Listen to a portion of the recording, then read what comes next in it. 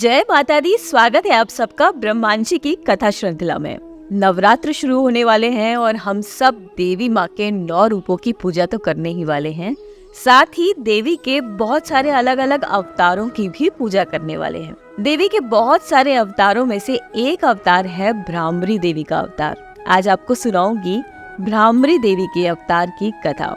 ये तो हम सब जानते हैं कि माँ भगवती ने देवताओं की सहायता के लिए और साथ ही बहुत सारे अलग अलग राक्षसों के वध के लिए विभिन्न रूप लिए। उनमें से ही एक रूप था भ्रामरी देवी का रूप। और भ्रामरी देवी ने अरुण नाम के एक दैत्य से देवताओं की रक्षा करने के लिए ये अवतार लिया था। पूर्व समय की बात है। अरुण नामक एक राक्षस ने बहुत कठोर नियमों का पालन करके भगवान ब्रह्मा की घोर तपस्या की और अपने तप से उन्हें प्रसन्न कर लिया। ब्रह्मदेव प्रकट हुए और उन्होंने अरुण से वर मांगने के लिए कहा।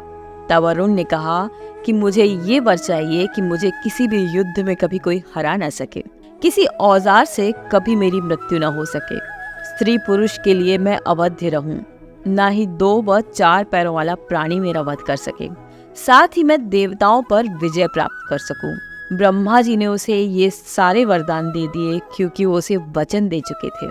अब जैसा कि ब्रह्मा जी को आभास हो ही गया था, बहुत जल्दी अरुण ने सभी देवताओं पर विजय प्राप्त करके स्वर्ग पर अपना आधिपत्य जमा लिया। और तब सभी देवी देवता घबराकर भगवान शंकर के पास गए। तभी आकाशवाणी हुई कि सभी देवता देवी भगवती की उपासना करें, वे ही उस दैत्य को मारने में सक्षम हैं।